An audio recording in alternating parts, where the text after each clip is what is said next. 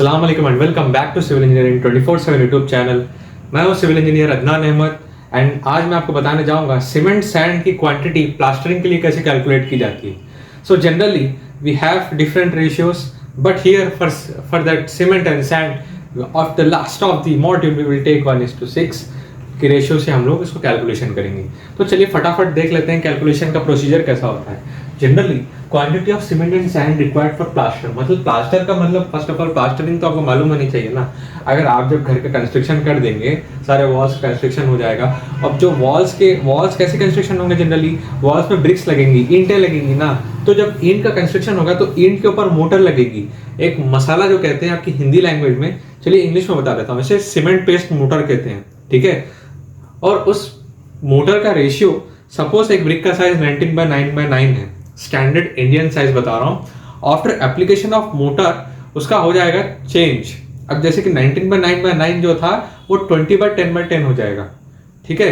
क्योंकि जब फ्रॉक में, जब ब्रिक में, जब फ्रॉक में जब हम लोग सीमेंट मोटर का जो है पेस्ट जब हम लोग इसमें डालेंगे, सीमेंट मोटर का पेस्ट जब हम इसमें ब्रिक के फ्रॉक में डालेंगे, तो जनरली हम लोग ये इसलिए डालते हैं टेक्निकली, क्योंकि जब ये ब्रिक्स को बॉन्ड करने के लिए, एक दूसरे के लिए बॉन्ड करने के लिए हम लोग वो जो है सीमेंट मोटर का पेस्ट फिल करते हैं, ताकि ब्रिक्स एक दूसरे से अच्छे से जुड़ पाए वेल कंस्ट्रक्शन।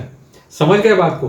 तो चलिए अब हम लोग देखते हैं कैसे प्लास्टरिंग पर सीमेंट एंड सैंड की क्वांटिटी के लिए कैसे कैलकुलेट करते हैं। तो फर्स्ट तो मैंने बेसिक से आपको बता दिया था कि बेसिक क्या बताया था मैंने स्टेप नंबर 1 में आपको, कि आपको एक दीवार का, एक रूम का साइज मालूम होना चाहिए। चलिए एक दीवार का हम लोग प्लास्टर का ले लेते हैं। मतलब सपोज एग्जाम्पल के तौर पर ये सारी दीवार है, ठीक है, ये सारी दीवार का हम लोग प्लास्टर कर रहे हैं। तो मैंने मान लिया है इसके अंदर देखिए ब्रिक्स लगी है, ईंटें लगी हैं। अब इसका ऐसे जो है लेंथ में 3 मीटर है और ब्रेड्थ में 6 मीटर है। तो कैसे करेंगे हम लोग इसको? तो देखिए 6 3 कितना हो गया? 18 मीटर स्क्वायर। चलिए एरिया निकल गया इसका। फर्स्ट कभी भी आप लेंथ इंटू ब्रेड्थ जो है इसका एरिया निकाल दीजिए, कितना हो गया? 18 मीटर स्क्वायर हो गया। सो फर्स्ट ऑफ ऑल कभी भी अगर कुछ भी आप कैलकुलेशन कर रहे हैं तो आपको क्या करना पड़ता है बोले तो, जो भी दीवार है, सपोज वॉल है आपके पास, तो आपको उसका डायमेंशन निकाल लेना, उसका एरिया निकालना फर्स्ट बेसिक रूल है। उसके बाद जब आप एरिया निकाल लेंगे, आपके पास एरिया तो आ गया 18 मीटर स्क्वायर। अब आपको वॉल्यूम ऑफ प्लास्टर निकालना है। तो मैं सपोज थिकनेस ऑफ प्लास्टर जो है मैं कंसिडर कर रहा हूं, थिकनेस ऑफ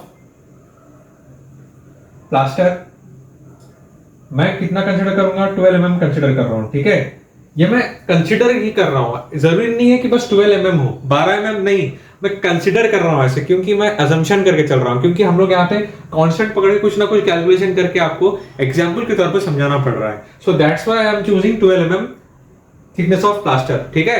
अब थिकनेस ऑफ प्लास्टर जब हमको 12 mm मालूम है तो हम लोग को ऐसे कैलकुलेशन करना होगा। 12 mm कंसिडर तो कर लिया है। अब मैं जनरली यहाँ पे एक चीज बहुत बेसिक से बताता था आपको, कि जब भी आप कुछ भी कैलकुलेशन करते हैं तो आपको वॉल्यूम भी निकालना बहुत ज्यादा जरूरी है। वॉल्यूम कैसे निकला जाता है?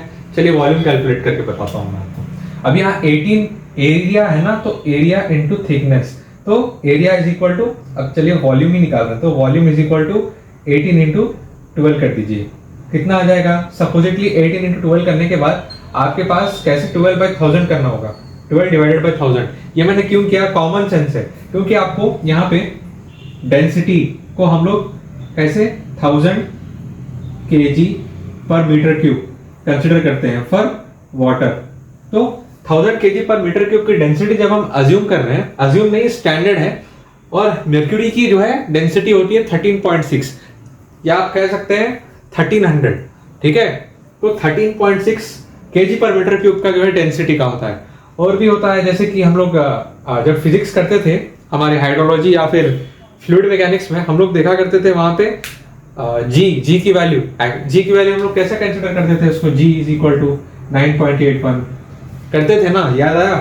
तो यही चीज, ऐसे डेंसिटीज आपको याद रखनी होती है यहाँ पे। इसी वजह से हम लोग 18 इंटू 12/1000 कर देंगे, तो कितना आ जाएगा? 18 इंटू 12 डिवाइडेड बाई 1000 कर देंगे, तो यहाँ पे 0.216 मीटर क्यूब आ जाएगा। अब इसको हमको ड्राई वॉल्यूम से कन्वर्ट करना होगा, तो कैसे करेंगे? तो जनरली 0.216 इंटू 1.33 ये ड्राई वॉल्यूम है, ठीक है। ड्राई वॉल्यूम कितना? 1.33। तो 1.33 से मल्टीप्लाई करने के बाद हमारे पास आंसर आता है नियर अबाउट 0. तो हमारे पास 15 है, ओके। सो हमारे पास 0.287 सॉरी एक मिनट 0.287 की मीटर क्यूब में ड्राई वॉल्यूम आ गया। ये वेट से ड्राई में कन्वर्ट हो गया, ओके। ये वेट इसलिए था क्योंकि हमने यहाँ पे वाटर की जो है डेंसिटी के साथ डिवाइड करके आंसर निकाला था। उसके बाद हमने ड्राई में भी कन्वर्जन कर दिया है सक्सेसफुली, ठीक है। अब आगे हम लोग ध्यान होना चाहिए सीमेंट की डेंसिटी, ठीक है। सीमेंट की डेंसिटी कितनी होती है आपको मालूम होगा। सीमेंट की डेंसिटी होती है 1440 kg पर मीटर क्यूब, ठीक है। ऑलवेज रिमेंबर रखना, इंटरव्यू में बहुत ज्यादा पूछने वाले सवाल है इंटरव्यू में, जैसे कि सीमेंट की डेंसिटी, कंक्रीट की डेंसिटी, ये सारी चीजें मैंने ऑलरेडी अपने वीडियो पे अपलोड की है, एक बार जाके आप देख सकते हैं, okay, for knowing basic interview questions. So cement की जो है हमें डेंसिटी मालूम है। अब हम लोग को सीमेंट की डेंसिटी मालूम है। अब एक और चीज हमें मालूम होना चाहिए कि 1 मीटर क्यूब में 35.314 क्यूबिक फीट का होता है, ठीक है। ये हमेशा से याद रखना, स्टार मार्क डाल दिया है आप लोग के लिए ताकि आपके दिमाग में स्टार मार्क पड़ जाए, okay. You must remember all this points what ever I am teaching here, ठीक है। तो चलिए फटाफट बढ़ते हैं, बातें शाते नहीं, वीडियो बहुत लंबी होती जा रही है। तो मेरा कहने का मकसद ये है कि जब आप कुछ भी कैलकुलेट करते हैं तो डेंसिटीज का फॉर्मूला, डेंसिटीज के यूनिट्स आपको याद होने चाहिए। डेंसिटी की यूनिट्स होती है केजी पर मीटर क्यूब, और डेंसिटीज पर डिफरेंट क्वांटिटीज और डिफरेंट मटेरियल्स अलग अलग वेरी करता है, ओके। सो 1 मीटर क्यूब के लिए 35.314 क्यूबिक फीट हम लोग कंसीडर कर लेंगे, ठीक है। अब हम लोग को कैलकुलेट करना है सीमेंट सैंड की क्वांटिटी। तो कैसे हम कैलकुलेट करेंगे सीमेंट एंड सैंड रेशियो का हम लोग यहाँ पे कंसीडर कर लेंगे। चलिए यहाँ तक तो हो गया है स्टेप नंबर 3। तो चलिए सीमेंट और सैंड की क्वांटिटी, ठीक है, क्वांटिटी। अब मैं यहाँ पर जनरली रेशियो कितना कंसीडर कर रहा हूँ 1:6, ठीक है। 1:6 मैंने रेशियो कंसीडर किया है, जो कि मेरा 1 होगा सीमेंट, ठीक है। 1 मेरा सीमेंट होगा, 6 मेरा सैंड होगा। देखिए 1 को मैंने C से इंडिकेट किया है, 6 को मैंने S से इंडिकेट किया है, शॉर्ट फॉर्म से, कंफ्यूज नहीं होना। C से सीमेंट, S से सैंड, कॉमन सेंस से स्टार्टिंग लेटर्स मैंने यहाँ पे मेंशन कर दिए ताकि अब मैं लिख दूंगा तो फिर बड़ा हो जाएगा, स्पेस ज्यादा ले लेगा। अब जो कि मुझे यहाँ पे कैलकुलेट करना है ये दोनों के लिए, तो चलिए फर्स्ट ऑफ ऑल सीमेंट के लिए कैलकुलेट करते हैं यहाँ पे, ठीक है। फर्स्ट सीमेंट के लिए कैलकुलेट करते हैं, तो 1 part of cement divided by 6 + 1, 1:6 मतलब 6 + 1 7 हो गया, इनटू क्या करेंगे, चलिए मुझे कमेंट सेक्शन में बताना आप लोग इनटू क्या करते हैं यहाँ पे, ठीक है। कमेंट सेक्शन में आप हमको कमेंट कर देना कमेंट।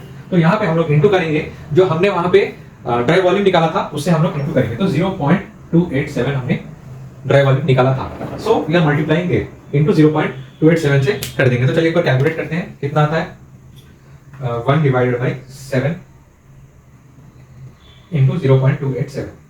तो जब 0.041 आ गया हमारे पास, ओके, तो 0.041 आ गया। इसको हम लोग किसे करेंगे भाई, ये बहुत इंपॉर्टेंट है, हमेशा से याद रखना। इसको हम मल्टीप्लाई करेंगे 1440 से, किससे, सीमेंट की डेंसिटी से। जब हम इसको मल्टीप्लाई कर देंगे तो हमें सीमेंट की क्वांटिटी पता चल जाएगी, 0.041 इनटू 1440, तो वी गेट 57.6, ठीक है, 57.6 kgs, ठीक है, 57.6 kgs हमको आंसर मिल गया, 57.6 kgs। मतलब 57.6 मतलब कितना, 57.6 को हम लोग क्या करेंगे, 1.18 बैग्स कंसीडर कर सकते हैं, 1.18 बैग्स, ठीक है। 1.18 बैग्स लगेगा cement. Cement is required for the construction, the bags required is 1.18, approximately आप बोलिए 1.20 बैग्स। ऐसे ही थोड़ा जब कुछ अप्रोक्सीमेटली, अगर सपोज आपके पास वैल्यू आती थी 3.55, तो आप क्या करते थे, अप्रोक्सीमेटली 4 नंबर्स कंसीडर करते थे। तो जो भी वैल्यू होगी उसको आप अप्रोक्सीमेट कर दीजिए। अप्रोक्सीमेट का सिंबल ऐसा होता है, ठीक है, अप्रोक्सीमेट कर दीजिए। जब भी कोई भी वैल्यू नियर अबाउट पॉइंट की आती है, सपोज 0.55 आई थी, तो 4 नंबर से अप्रोक्सीमेटली कैलकुलेशन कर सकते हैं। तो ऐसा का हिसाब निकाला जाता है, ओके। तो चलिए देख लेते हैं, सीमेंट की कहानी हो गई, सैंड भाई, सैंड बच गया। अब ये सैंड तो उसका दोस्त है। सीमेंट सैंड तो आपस में जब मिलते हैं ना तो ऐसी स्ट्रेंथ बनती है कंस्ट्रक्शन में, और इसमें सोने पे सुहागा होता है कंक्रीट, जो इसमें और भी ज्यादा स्ट्रेंथ बढ़ा देता है।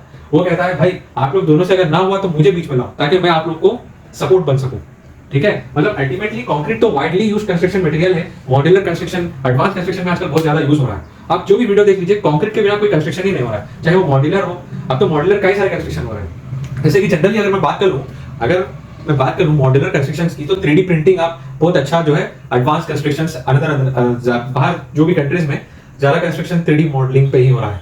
3D प्रिंटिंग मतलब वहां पे लेबर सुपरविजन की रिक्वायर्ड नहीं है, लेकिन हाँ लेबर सुपरविजन की कब रिक्वायरमेंट है, अगर उसके पास स्किल्स इतने हैं कि वो वहां पे काम एक्सिक्यूट करा सकता है। If he have the skills upgradation and if he have the modern construction methods knowledge, then he can execute the works at site by using 3D printing। कहने का मतलब समझ में आ गया होगा आप लोगों को ना। तो चलिए एक दिन मैं आपको एडवांस कंस्ट्रक्शन के ऊपर भी चर्चा करूंगा, ठीक है। I will discuss very briefly.